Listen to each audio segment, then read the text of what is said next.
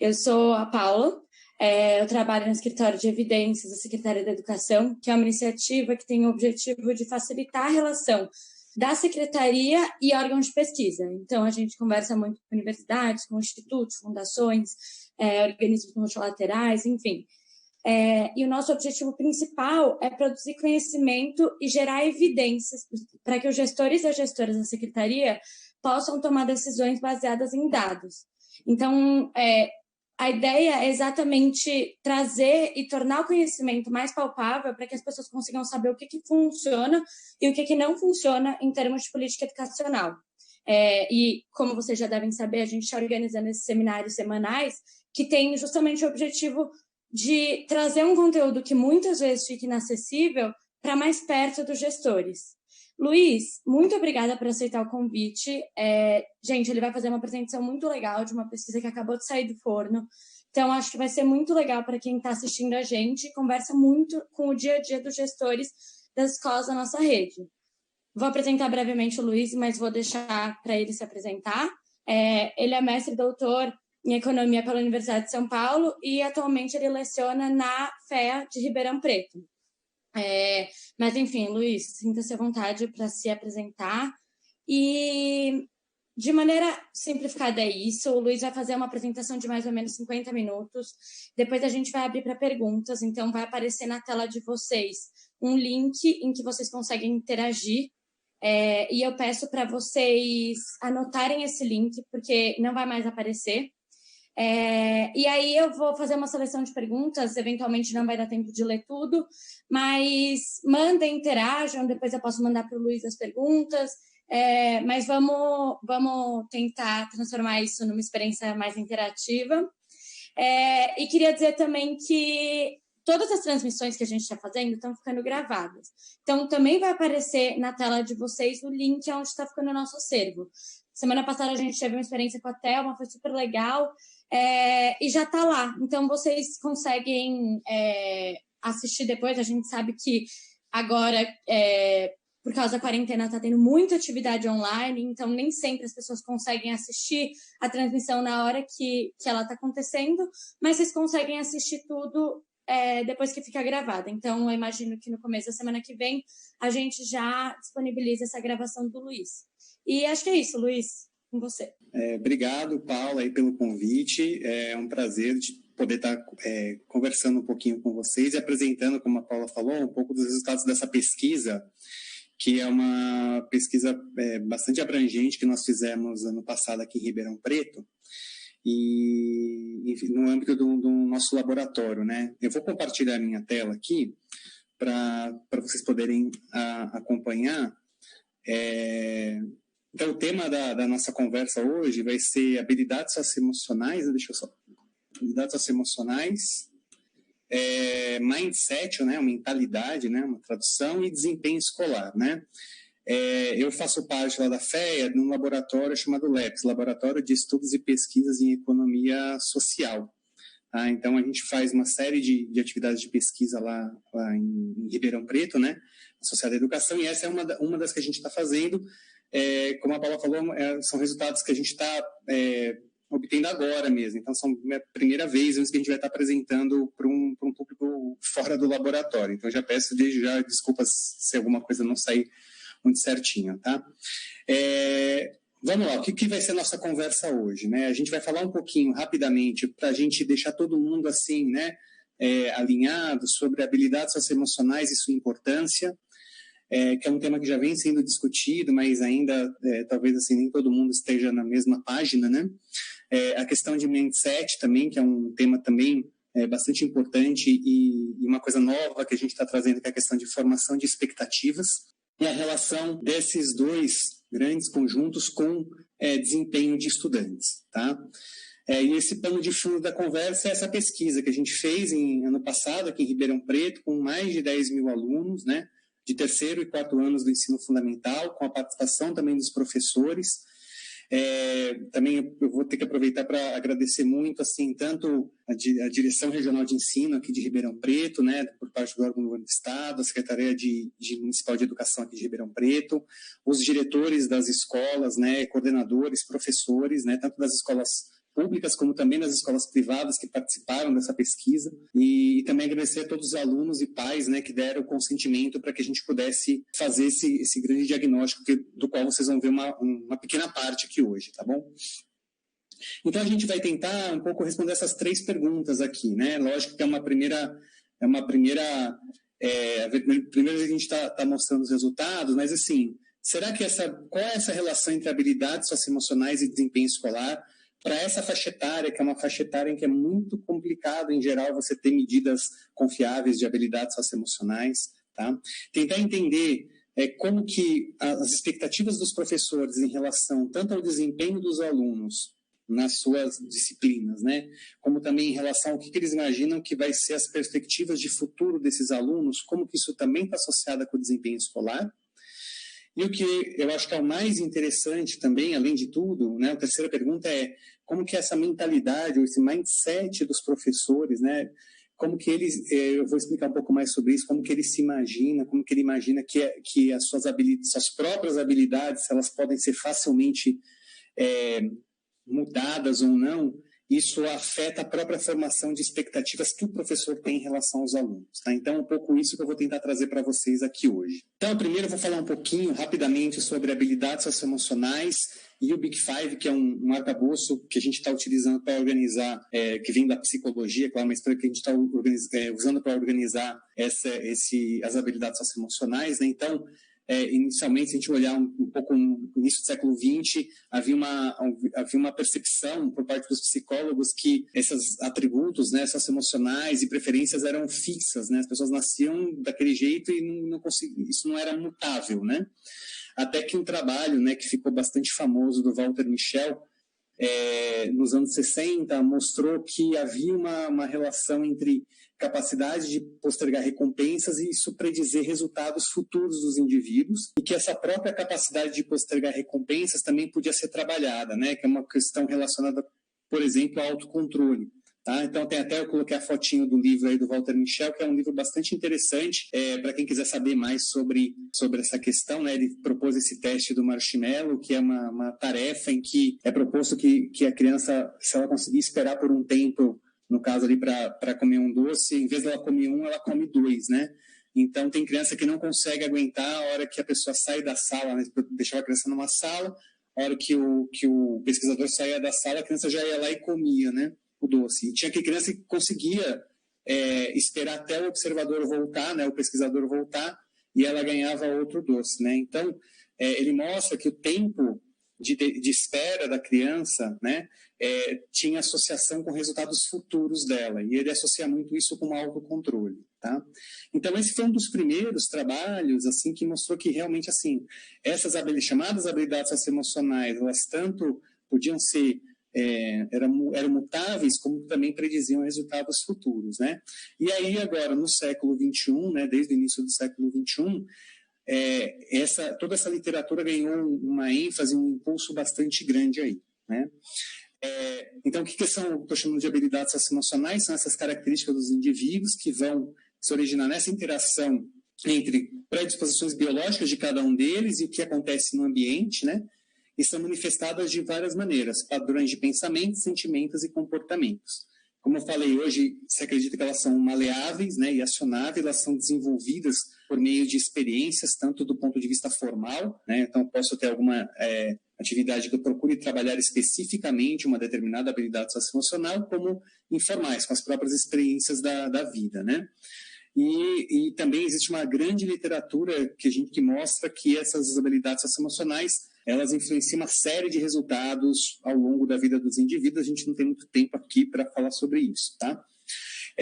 Aqui eu só mostro um resultado de um trabalho da literatura que mostra que, vamos pegar só no gráfico da esquerda, eu tenho no eixo X a idade dos indivíduos, 10, 20, 30, 40, 50, 60 anos, e vai mostrando como que uma dessas dimensões de habilidades socioemocionais, que é chamada conscienciosidade, ela vai mudando, né? Então, você perceba que dos 10 aos 15 anos tem uma queda grande dela, depois há uma recuperação e ela vai mudando ao longo da vida, né? Então, só para ilustrar aqui um pouco de que são habilidades que mudam ao longo da vida, mas que o período escolar é um período bastante crítico para o desenvolvimento dessas habilidades. E aí, na verdade, essa taxonomia, né, do Big Five é uma maneira da gente conseguir, olhando todas as possíveis maneiras de você agrupar as habilidades socioemocionais, se percebeu que seria possível agrupá-las num conjunto menor de temas nucleares, né, que seriam esses chamados 5 grandes domínios de personalidade, que foi sendo chamado como Big Five. Tá? Então, vou falar um pouquinho sobre eles aqui para a gente saber, porque vai ter bastante ligação com o que eu vou estar falando dos resultados da pesquisa. Né? Então, o primeiro deles é a abertura a novas experiências, a abertura ao novo. Né? Então, pessoas que têm maior abertura ao novo tendem a estar aberto a novas experiências culturais, intelectuais, são curiosas, né? Experiências estéticas, né? São características de quem tem mais abertura ao novo, né? A chamada conscienciosidade, né? Que também tem mais a ver com a questão de organização, disciplina, responsabilidade, né? A pessoa conseguir se manter focado, né, numa determinada atividade, né? Conseguir evitar procrastinação, por exemplo, né? Então, a gente lembra muito disso quando está pensando no contexto escolar, né?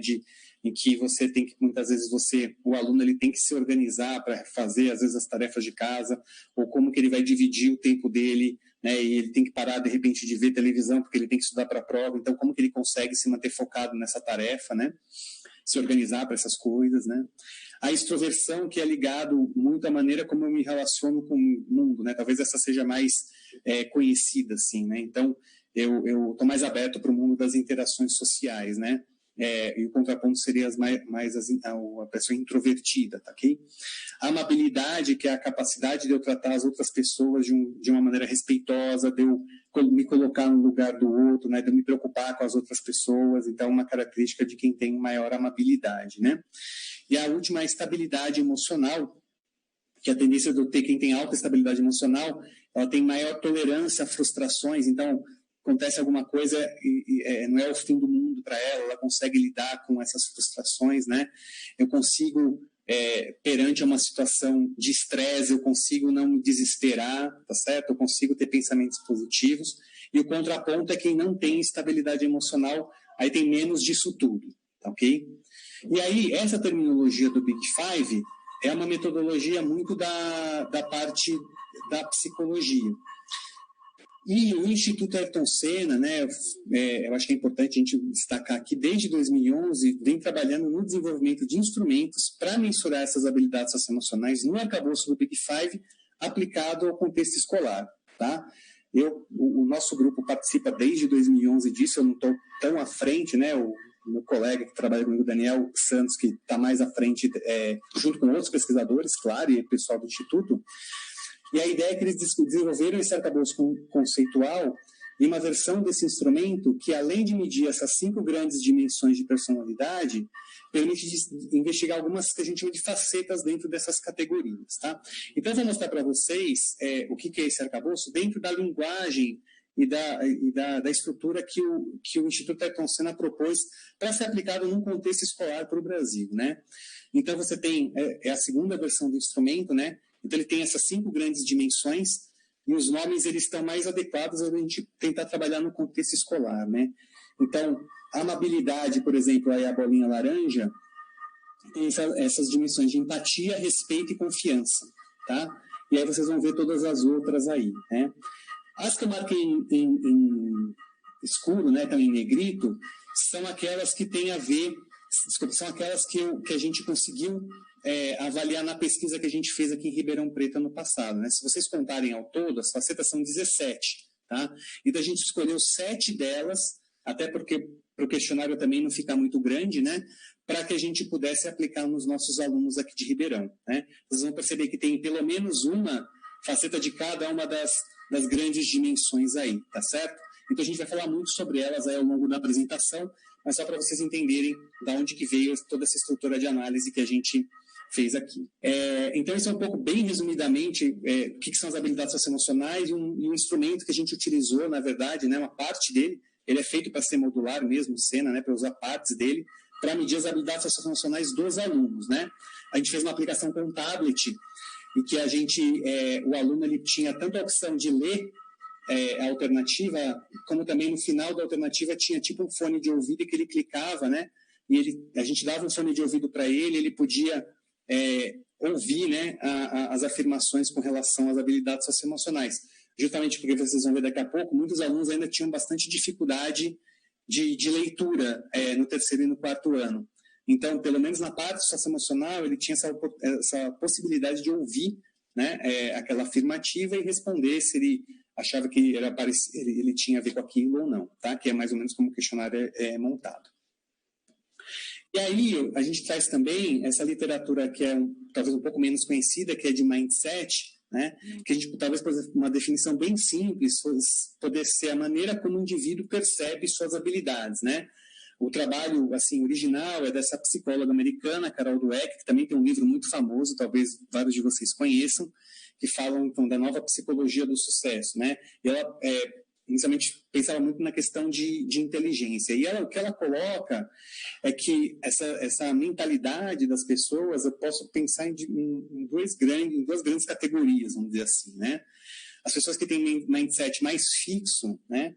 Elas acreditam que as suas habilidades, você pode pensar tanto inteligência como alguma habilidade socioemocional dela mesma, qualquer uma delas aí, elas são pouco ou muito pouco ou nada maleáveis, né? Ou seja, é difícil desenvolvê-las ao longo da vida, né? Então, mindset fixo é isso, pessoas que têm essa crença. Então, diz respeito a uma crença que as pessoas têm sobre uma habilidade delas, tá? E em contraponto a isso, pessoas que têm mindset de crescimento, elas acreditam que essas habilidades elas são maleáveis, né? Mas, obviamente, que exige esforço, né? Mas isso é importante para que você consiga conseguir sucesso e aprendizagem, né?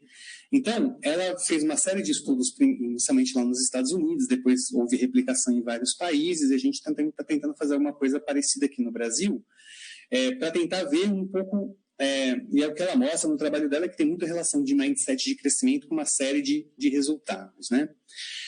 Especificamente para essa nossa conversa, o que eu gostaria de chamar a atenção, que tem a ver com a questão do mindset, mas é o que a gente chama de efeito Pigmalião. O que é isso, né? Assim, à medida que eu tenho crenças sobre determinada pessoa, que tem a ver com umas expectativas que a gente forma em relação aos alunos, vamos pensar aqui no contexto escolar, né?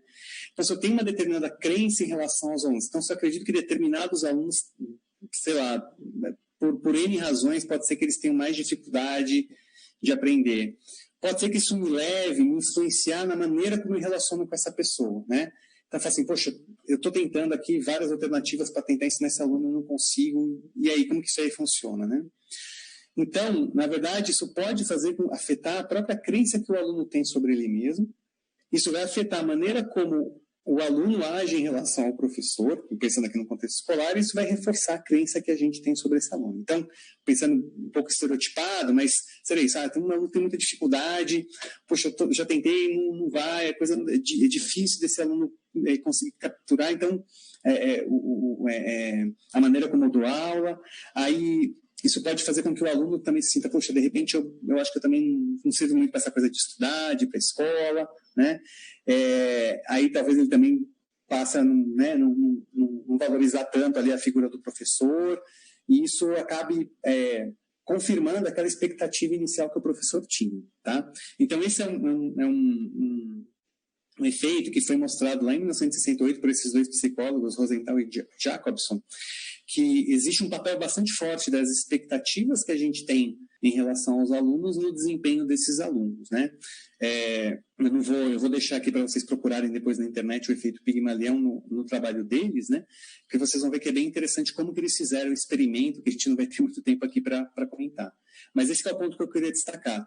O papel que as expectativas do professor têm sobre o desempenho que os alunos vão ter em classe e também para frente, né, na vida deles, ok? Então a gente vai tentar falar um pouquinho disso também no nosso instrumento de mindset, tá? Então, se a gente pensar em mindset fixo e mindset de crescimento, tem algumas diferenças que eu acho que vale a pena a gente destacar, né?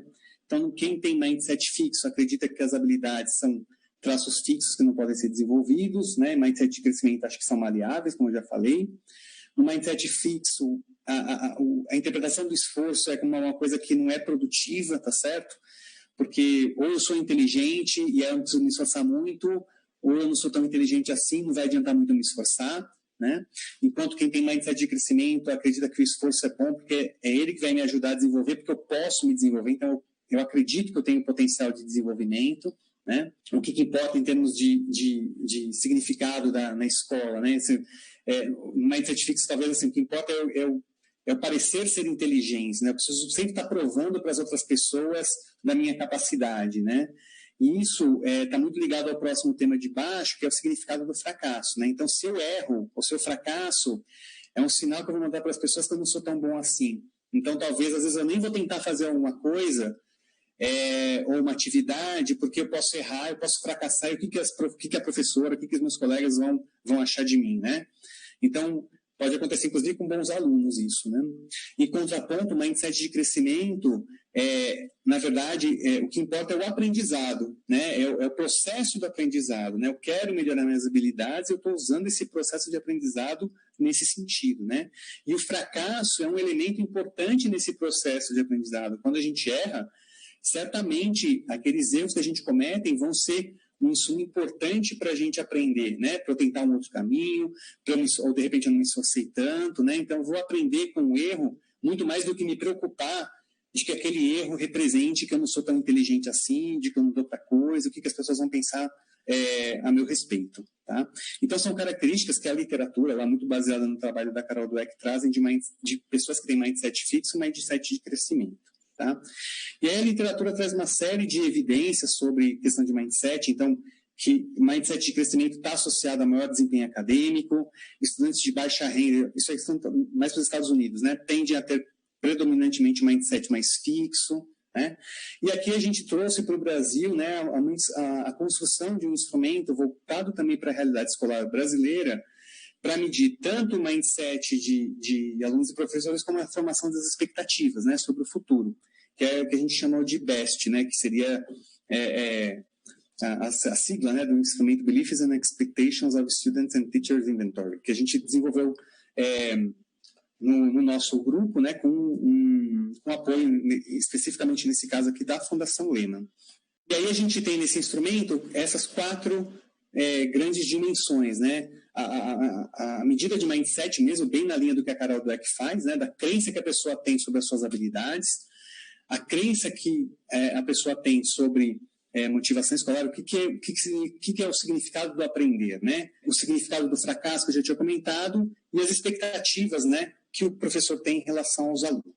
Eu sei que eu gastei bastante tempo falando, quase metade do meu tempo falando nisso, mas acho que era importante, antes da gente entrar na pesquisa, para a gente entender do que a gente vai estar falando. O que foi a pesquisa, né?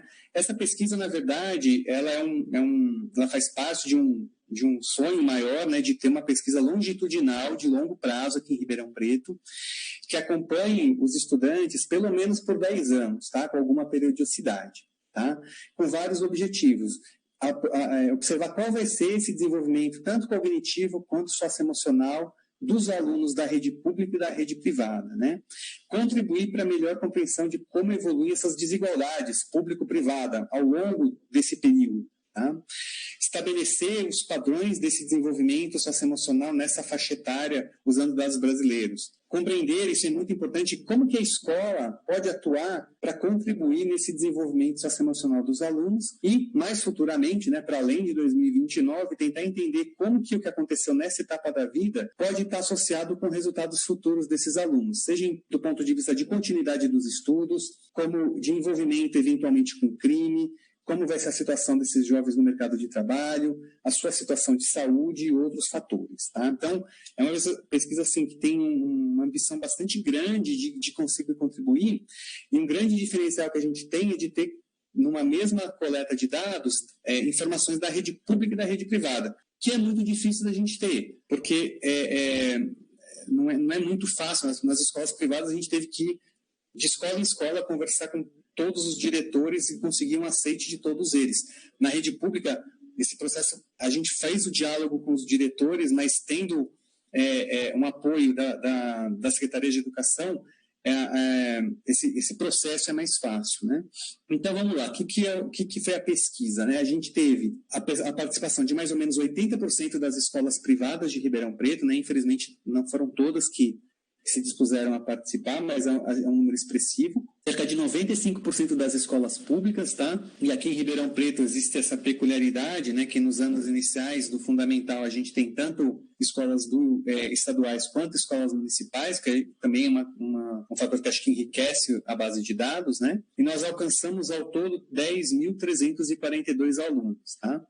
E aí, mais ou menos, um quarto deles, 72% deles, um pouquinho menos, são de escolas públicas, 28% de escolas privadas, né?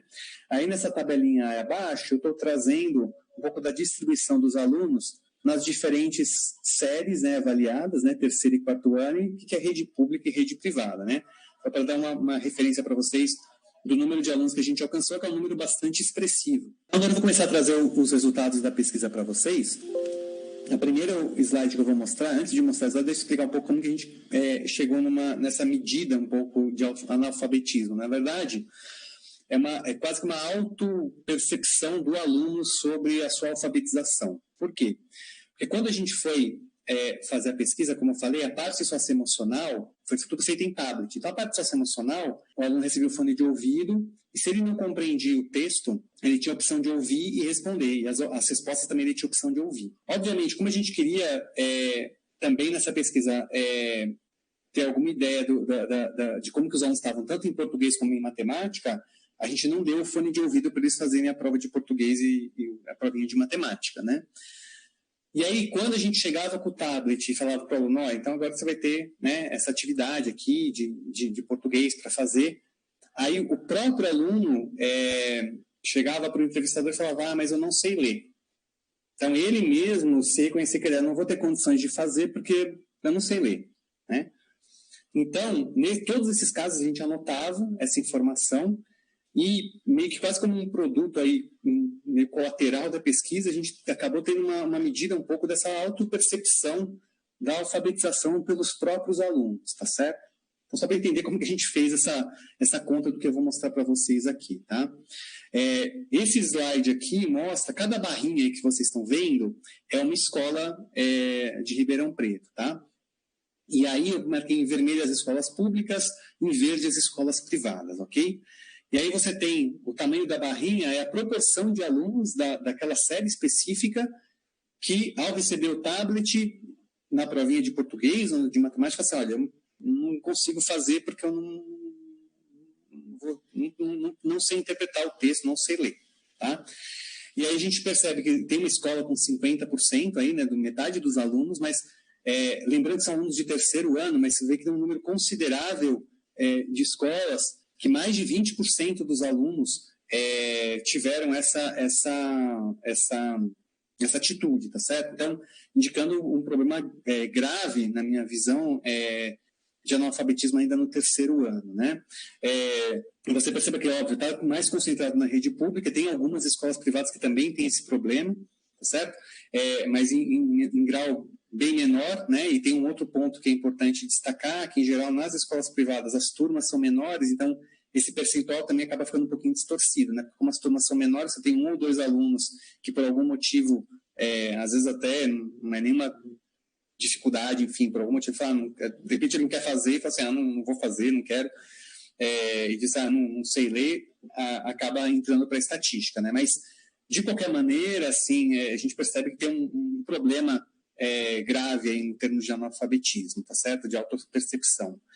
E essa aqui é para o 4º ano, tá? Em que a incidência é menor. Se você vê aqui, estava na casa até mais ou menos 40%, aqui na escola pública com pior indicador é 30 e poucos % dos alunos. Então, o problema é menos grave, mas também eles já estão no 4º ano, né? Então, do ponto de vista de resultados da alfabetização, a gente não esperaria ter uma situação como essa já no 4º ano do ensino fundamental, né? E, novamente, ele está concentrado aí mais na rede pública, ok? Então, acho que é um primeiro indicativo de que a gente tem um problema. Obviamente, a gente não consegue expandir esses resultados para o estado de São Paulo inteiro, mas é uma aplicação praticamente censitária em Ribeirão Preto, que é uma cidade importante do estado, né? Então, acho que dá um pouco de um retrato de que, obviamente, diferentes regiões, diferentes cidades podem ter um retrato diferente, claro, mas acho que pode levantar algumas perguntas aí para a gente se fazer, né? Acho que é um pouco o objetivo da minha apresentação aqui hoje, talvez levantar mais perguntas do que trazer tantas respostas, né? E eu vou trazer um pouco dos resultados de português e matemática nas avaliações que a gente fez com os alunos, né? O que eu estou trazendo aqui é a porcentagem de acertos, né, na provinha de português, né, por série e por rede, ok? Então, vocês notem que no terceiro ano, essa barrinha verde mais escura aí são os alunos da rede estadual, a barrinha do meio, um verde aí meio um pouquinho mais diferente, aí é municipal, e a da direita é a rede privada. Você nota que no terceiro ano, em português, e também no quarto ano em português, o desempenho da rede estadual e da rede municipal foi praticamente igual, né? Então, não tem diferença aí das duas redes, né?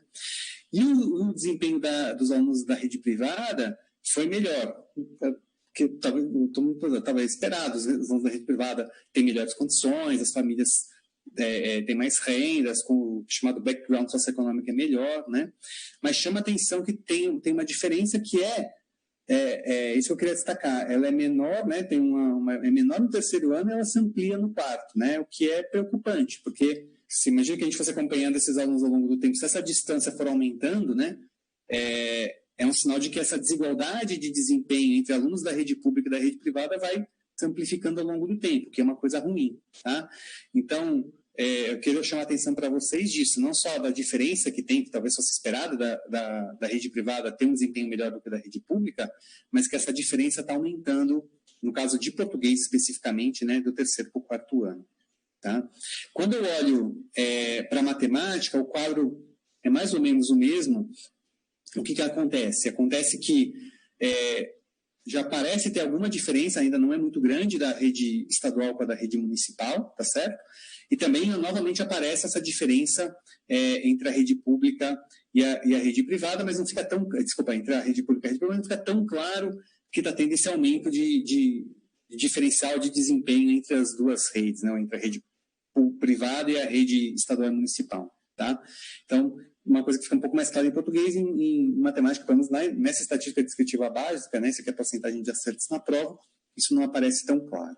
E aí, essa base de dados que a gente coletou, ela é muito rica porque a gente consegue fazer um mapeamento geográfico do desempenho escolar dos alunos, né? Como eu sei onde estão todas as escolas que participaram da pesquisa, né?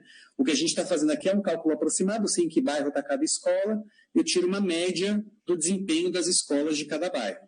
Tá? Então, o que esse gráfico mostra? O vermelho mais escuro, quanto mais escuro, né, o vermelho, pior foi o desempenho médio das escolas que estão naquele bairro. Quanto mais azul mais escuro, melhor o desempenho médio das escolas daquele bairro.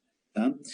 E aí o gráfico da esquerda traz o desempenho das escolas privadas da nossa base de dados e o lado direito das escolas públicas, né?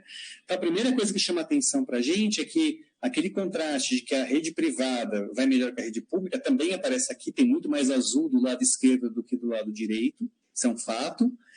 Mas vocês notem que dentro de cada um dos gráficos também existem desigualdades, entendeu? Então, na rede privada, não é todos os bairros que tem, não é tudo azul, né? Tem um bairro aqui que fica bem azul, bem escuro, e você vê que tem um que está vermelho, bem escuro também, né? E na rede pública isso também acontece, né? Não é tão forte essa desigualdade, mas você percebe que existem bairros em que as escolas públicas têm um desempenho que está na faixinha azul, e tem outras que estão aqui na faixinha vermelha, não tão escuro quanto essa, mas mais escura. Então, isso mostra para a gente essa desigualdade, né? E o que eu acho interessante desses dados é que quando normalmente a gente olha os dados de avaliações externas, do tipo Saresp, né, o tipo Prova Brasil, em geral, o que a gente vai ter é só o gráfico da direita, que é o gráfico da rede pública, que é majoritariamente quem participa dessas avaliações externas, tá certo? Então, o nosso dado aqui, ele permite fazer o retrato para a rede pública, mas também permite a gente fazer uma comparação do que está acontecendo com a rede privada, que eu acho que é uma comparação bastante importante, né? Isso aqui é para o terceiro ano do ensino fundamental, matemática, né? Tenho vários gráficos desse, tem para o quarto ano, mas assim, o padrão é mais ou menos o mesmo, tá? Não trouxe todos aqui porque a apresentação é um pouco curta. mas o padrão para português no terceiro ano e para matemática e português no quarto ano, espacial, é bastante semelhante, tá? Então, esse gráfico aqui reflete um pouco, resume um pouco do que a gente encontra nos outros casos. Então, uma primeira visão do que foi da proficiência dessas diferenças da rede pública e privada, agora eu vou falar um pouco das habilidades socioemocionais medidas através daquelas 7 dimensões do instrumento SENA, né? Que a gente aplicou, tá? Aqui eu já vou trazer direto na dimensão espacial, em vez de trazer as médias, porque eu acho que aqui ajuda a gente a ilustrar esse ponto que a gente estava destacando. Vocês notem que, assim como no caso de proficiência escolar, também existe uma desigualdade entre rede pública e rede privada nas próprias dimensões socioemocionais. Então, por exemplo, uma que é persistência, né, que é o quê? Quando você consegue se manter ali, você não desistir, né? Eu costumo dar muito esse exemplo do aluno que vai fazer um exercício ou tem um problema para resolver, uma coisa assim, e ele não vai desistir na primeira vez que ele não consegue, né? Essa é uma característica de quem tem maior persistência, é uma coisa bastante importante de ser desenvolvida.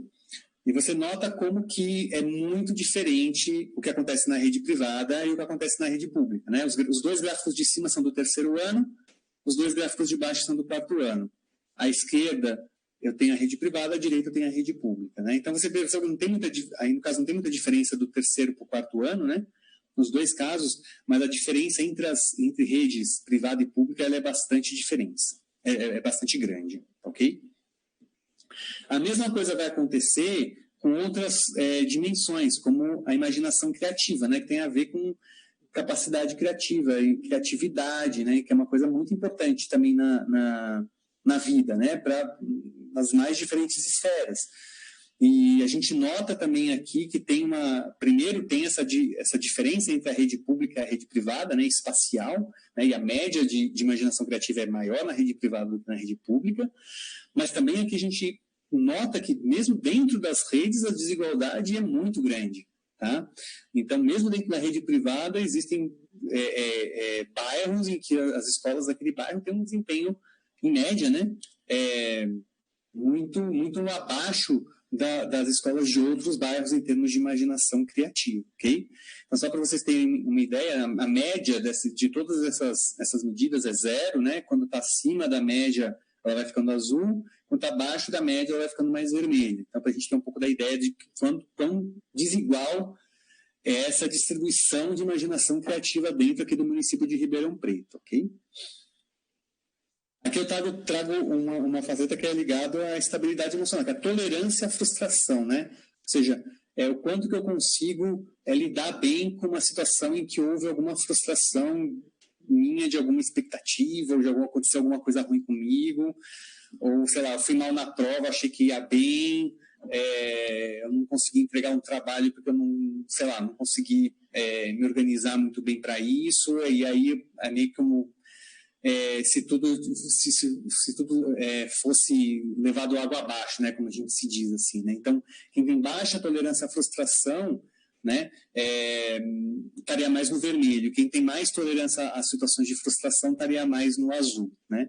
E aqui a gente repete esse mesmo perfil que a gente viu no gráfico anterior, de que em média na rede privada a tolerância à frustração é maior do que na rede pública, né? Então, é claro que você deve estar pensando, poxa, mas isso deve ter um componente também da família, tem a ver com a estrutura familiar, das condições que a família dá. Certamente tem, né? É até um passo seguinte para a gente tentar investigar, né?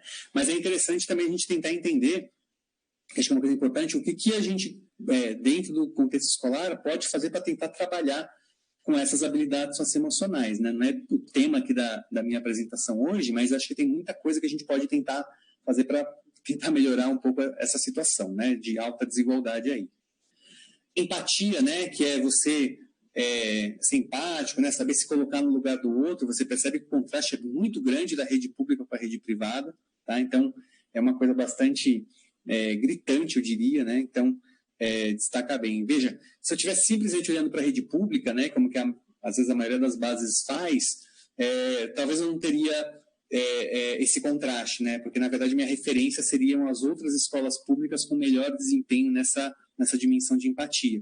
Então mostra para a gente como é importante essa comparação com a rede privada aí, né?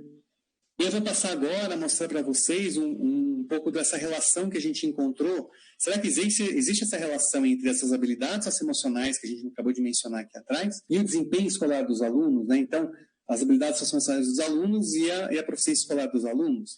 Então, aqui é um gráfico em que cada pontinho aí é uma turma de uma escola que foi avaliada, tá? Então, eu tenho no eixo horizontal ali a medida de persistência média dos alunos dessa turma, e no eixo vertical ali eu tenho qual é a porcentagem de acertos ali na prova de cada uma dessas turmas, né? No gráfico de dispersão, e que se a gente traçar uma reta de tendência, a gente percebe que existe uma relação bastante forte aí, tanto na rede pública, que está do lado esquerdo, quanto na rede privada do lado direito, entre proficiência em matemática no terceiro ano e aquela dimensão de persistência. Então, alunos que têm maior nível de persistência também foram aqueles alunos que tiveram melhor desempenho na prova de matemática, tá ok?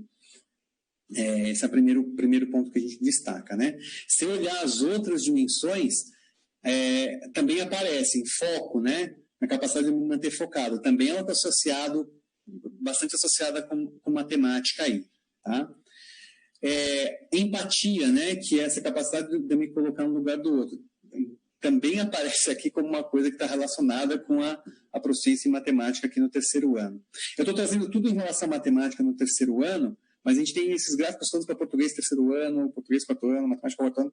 Em geral, assim, não muda muito os padrões, tá? Então, só para ilustrar um pouco para vocês como que, pelo menos uma correlação aqui, né, numa relação assim, sem levar nada em consideração, as habilidades socioemocionais dos alunos estão associadas com a proficiência que eles têm em matemática e português, né? Respeito, né? Também a mesma coisa na relação positiva, alunos que nessa dimensão tiveram maior nível de respeito também tem maior proficiência em matemática, nota que acontece tanto na rede pública quanto na rede privada, né? Então, e criatividade, né? Que é uma coisa importante para a matemática também, é uma coisa que aparece, né? Essa relação bastante forte aí. Tolerância à frustração, que também aparece, é a mesma relação que aparece forte em ambas as redes, né? Iniciativa social, né? Que tem a ver com a interação com as outras pessoas, né? Capacidade de me relacionar com os outros, enfim, também tem uma relação positiva, não é um pouquinho menos forte, mas ainda é uma relação positiva com a proficiência, tá? Então, só ilustrando um pouco que tem uma relação aí bastante clara, tá certo? Então, o primeiro conjunto de resultados são só correlações, ainda não tem uma análise ainda robusta do ponto de vista da gente analisar como cada um desses fatores pode estar contribuindo mais ou menos para o desempenho escolar, mas parece que tem alguma coisa ali, a gente não está falando nada que é muito absurdo, né? De que olhar essas habilidades socioemocionais, isso é muito importante se a gente quiser entender também como que é a formação, né, desse processo de aprendizado dos alunos. A gente tem que trazer todo esse arcabouço das habilidades socioemocionais a trabalhar dentro do contexto escolar, né, dentro do contexto de educação integral, essas habilidades socioemocionais para que elas se desenvolvam, né, e também desenvolvam o aluno integralmente e também na dimensão cognitiva aí do aprendizado. Tudo bem? Esse é o primeiro conjunto de resultados que eu queria mostrar para vocês. O segundo é esse de expectativas dos professores, né, sobre proficiência escolar. Então, isso tem muito a ver com aquele efeito Pigmalião que eu mostrei lá atrás. Então, o que é a ideia aqui? A ideia é sentar. A gente perguntou para os professores que expectativas que eles têm em relação aos alunos da sua turma, né? E a gente quer ver se isso tem relação efetivamente com o desempenho dos alunos nas provinhas que a gente criou e aplicou, não é a provinha que o professor fez, tá? E, novamente, a gente vai perceber, olha que coisa interessante, que na rede pública essa relação é positiva, tá? É forte, então, professores que têm expectativas melhores em relação aos alunos, em média, o desempenho das turmas desses, novamente são turmas, tá? Então, o desempenho médio da turma é melhor, e na rede privada essa relação, ela, apesar de estar aqui esse Rzão, aqui 0,154, esse Pzinho, como ele está acima de 0,10, essa relação não é significativa, tá? Então, a gente não está achando na rede privada uma relação entre o desempenho em matemática dos alunos de terceiro ano e essa expectativa que os professores das turmas têm. Então, esse já é um ponto para a gente tentar pensar que alguma coisa acontece na pública que não está acontecendo na privada, né? Se a gente olhar o desempenho, isso aqui era matemática, né? Se olhar desempenho em português, é basicamente a mesma coisa, é uma relação aqui na rede privada que é positiva, mas muito mais tênue, tá certo? Então, a relação é um pouco mais forte na rede pública, tá? Se eu olho no 4º ano, o retrato se mantém, né? Essa relação só é positiva aí para a rede pública, certo? É a mesma coisa aqui tanto para matemática quanto para português. No resumo da obra, quando eu olho na rede pública, tem uma relação clara entre expectativa que o docente tem em relação aos seus alunos, ao desempenho deles, e o que acaba se efetivando como sendo o desempenho dos alunos, e isso não acontece na rede privada, tá? Entender por que isso acontece é uma pergunta muito importante, tanto de acadêmica como também de política pública, né? Que eu não tenho a resposta dela ainda. E aí, se vocês lembrarem, na verdade eu falei bem rapidamente, expectativa do docente é uma dimensão do nosso instrumento BEST, que mede mindset, tá?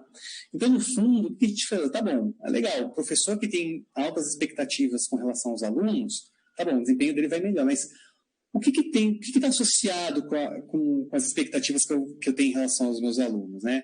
Para além da percepção que eu tenho deles, assim, o que eu tenho em mim, em termos de mindset meu, de professor, que me faz acreditar mais ou menos no potencial dos meus alunos, né? A ideia aqui é um pouco o seguinte, se eu tendo a ter um mindset mais fixo, olha, eu acredito que, aquele cara é muito teimoso, sempre foi assim, desde que nasceu, nunca vai deixar de ser teimoso.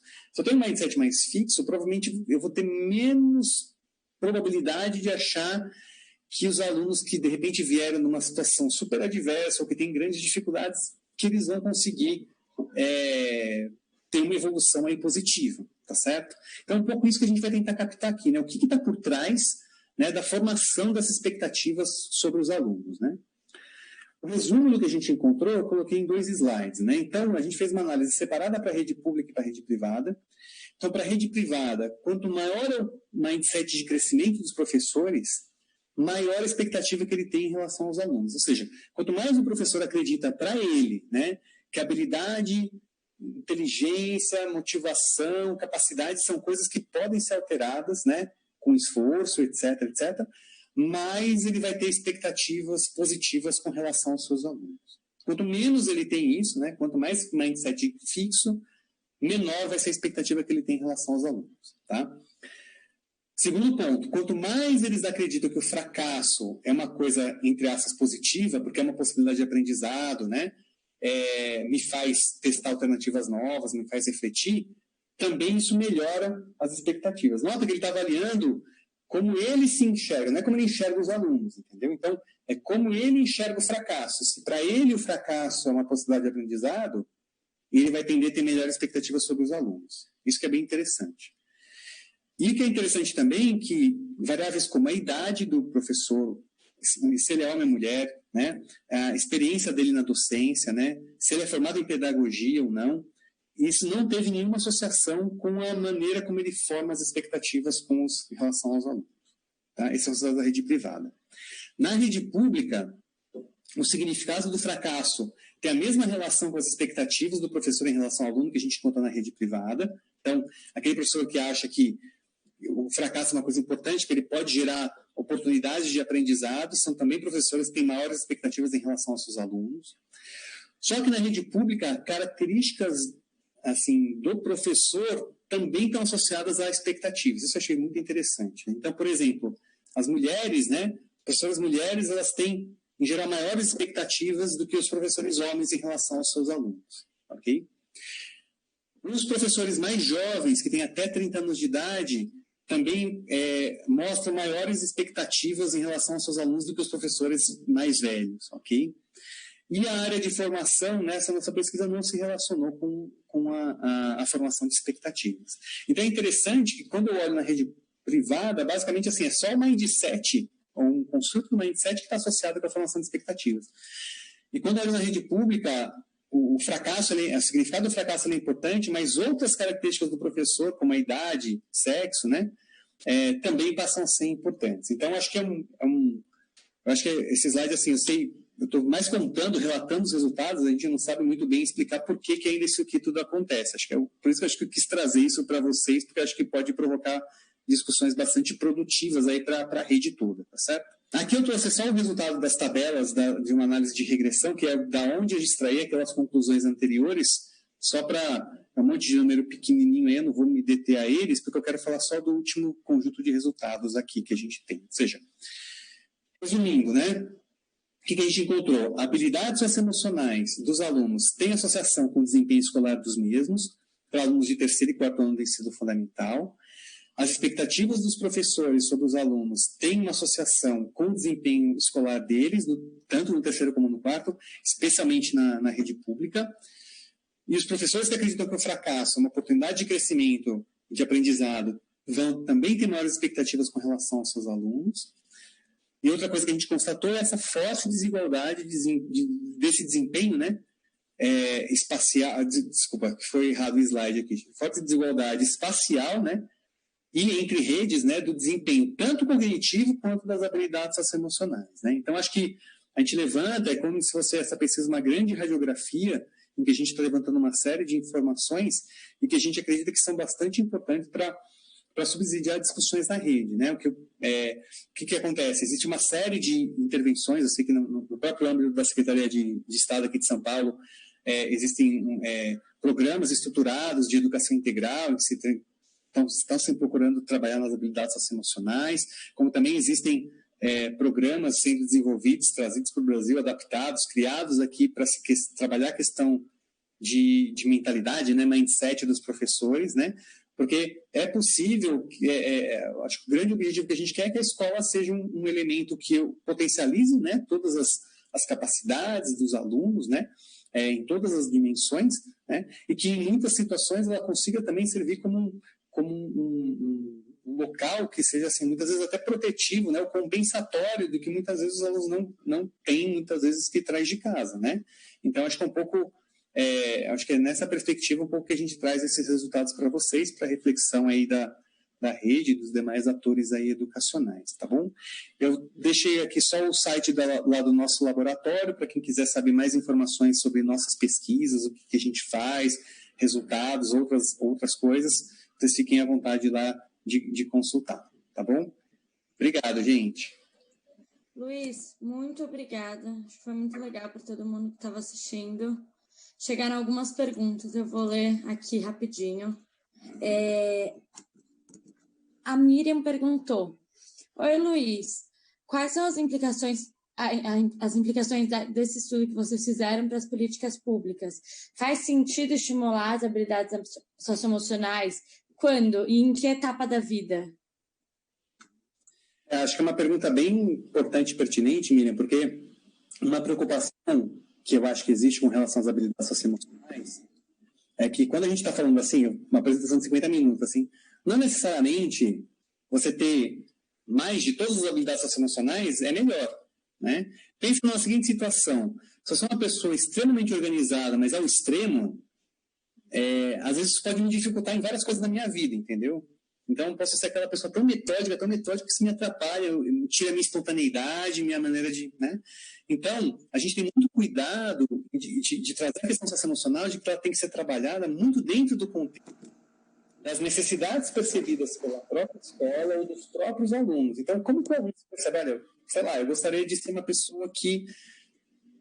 Eu não sou meio desorganizado, eu gostaria de me organizar mais. Então, como que a escola consegue propor projetos ou tarefas ou intervenções que consigam, vamos dizer assim, particularizar, né, e não fazer uma intervenção que seja, vamos fazer um programa que aumente a organização de todos os alunos, né? Então, existem algumas iniciativas nessa direção. Não existe até onde eu saiba, né, assim, uma indicação muito clara, assim, olha, a partir dessa idade, ok, a partir muito pequeno não seria ideal, né? Mas é claro, assim, a gente está pensando muito num contexto, eu acho que no final dos anos iniciais do fundamental, né, terceiro, quarto ano para frente. Eu acho que aí já se passou aquele ciclo de alfabetização e a gente já consegue olhar com essa perspectiva mais integral para o aluno, para que ele possa desenvolver essas habilidades, né? Enfim, como eu comentei, uma série de intervenções que existem para se trabalhar habilidades socioemocionais com diferentes abordagens, né? E eu acho que é importante, até porque as competências gerais da BNCC estão, de uma certa maneira, trabalhando habilidades socioemocionais, que os gestores pensem muito bem no que eles vão adotar para se trabalhar habilidades socioemocionais dentro das escolas, né? Porque é uma preocupação grande que a gente tem, assim, de que tá bom, tá na moda falar disso, mas parece muita coisa que às vezes não tem qualidade ou às vezes não é adequado para aquele meu contexto. Então, que haja essa reflexão das escolas em relação às suas necessidades que os alunos manifestam com relação a isso e que as intervenções sejam mais customizadas, muito mais isso do que fazer uma coisa que é igual para todo mundo, massificada, entendeu? Legal. O Roberto perguntou, quer dizer, ele primeiro constatou, Luiz, muito obrigada pela sua apresentação, e aí ele perguntou, queria saber se a pesquisa abordou o entendimento dos professores com relação às habilidades socioemocionais, ou seja, se eles conhecem o Big Five, se eles sabem o que significa, e caso sim, se foi notada alguma relação entre esse conhecimento nas escolas públicas e nas escolas particulares. Então, Roberto, não, a gente não aplicou o Big Five nos professores e nem perguntamos para eles a respeito do quanto que eles conheciam do Big Five, tá? Sempre a pesquisa a gente tem, o cobertor é curto, né? A gente quer perguntar um monte de coisa e não cabe no tempo que a gente tem. E a gente queria investigar essa questão de formação de expectativas dos professores em relação aos alunos. A gente queria investigar um pouco essa questão do mindset dos professores. E uma outra coisa que a gente investigou nessa pesquisa, mas que eu nem trouxe aqui, com a atenção no passado, a gente queria ter um retrato um pouco de como que essa discussão da BNCC estava chegando na ponta. Então, a gente perguntou várias coisas a respeito de conhecimento dos professores sobre a BNCC, sobre como que eles estavam percebendo a questão de formação, de material didático, vários aspectos com relação à própria implantação da BNCC. Então, como a gente perguntar essas coisas também, a gente acabou conseguindo falar tanto assim sobre o próprio Big Five em relação dos professores. Mais uma pergunta aqui da Maria Luísa, da Administração Central da Secretaria.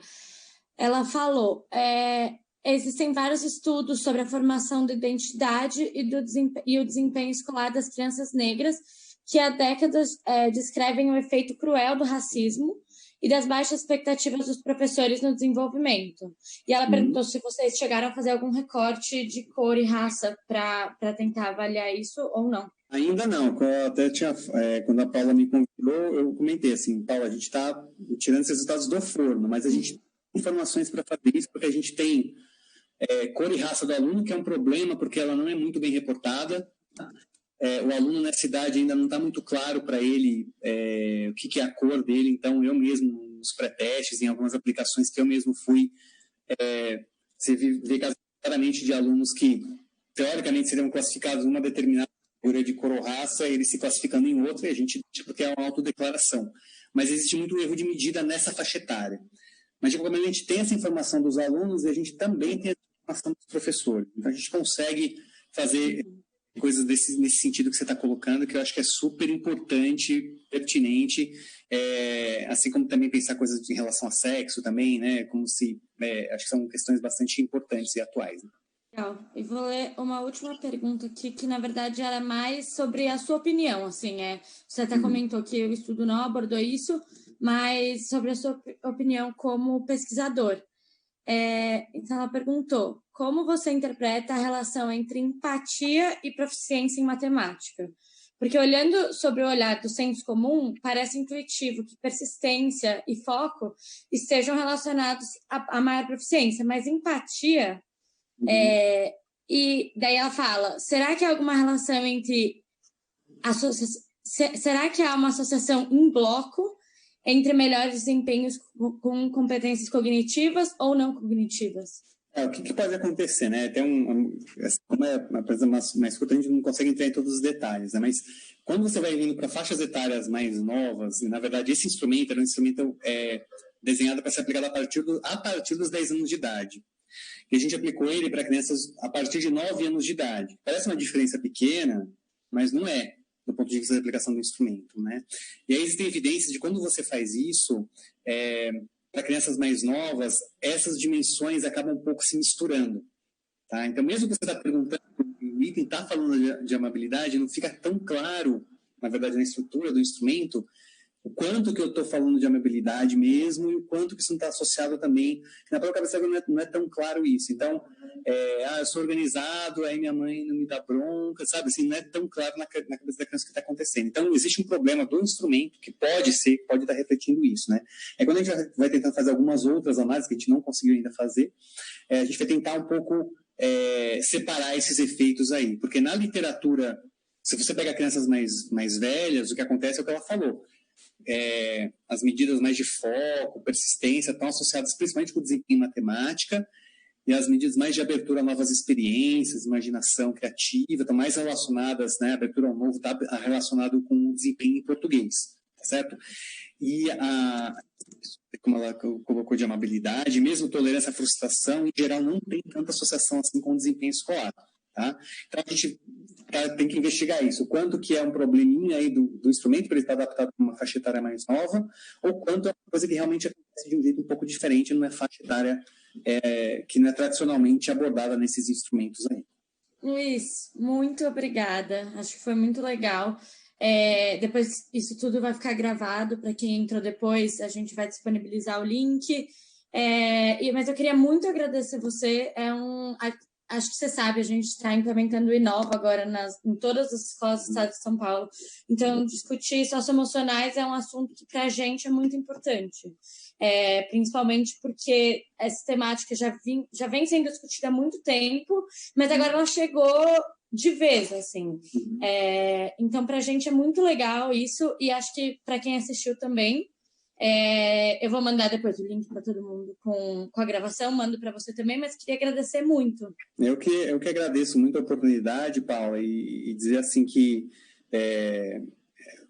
nas últimas palavras aqui, acho que um dos objetivos que a gente tem também ali na universidade, trabalhando e fazendo pesquisa, não é simplesmente fazer os artigos e divulgar no meio acadêmico, a gente tem uma preocupação muito grande de fazer o que você está possibilitando, que é trazer esses resultados para fazer uma discussão qualificada para os principais interessados, que é quem está lá na ponta, que está lidando com a gestão da rede, na sala de aula. Assim, é muito gratificante a gente conseguir ter esse alcance que vocês estão possibilitando para a gente. Tá? E a gente está à disposição aí para futuras conversas, tá bom? Obrigada, Luiz. Obrigado a vocês. Semana que vem tem mais, gente. A gente volta. Tchau, tchau. Mas eu esqueci de falar, vai ser na quinta, na semana que vem. Então, porque sexta é feriado, então aí a gente vai mandar a divulgação, eu falo com vocês, tá bom? Obrigada, gente.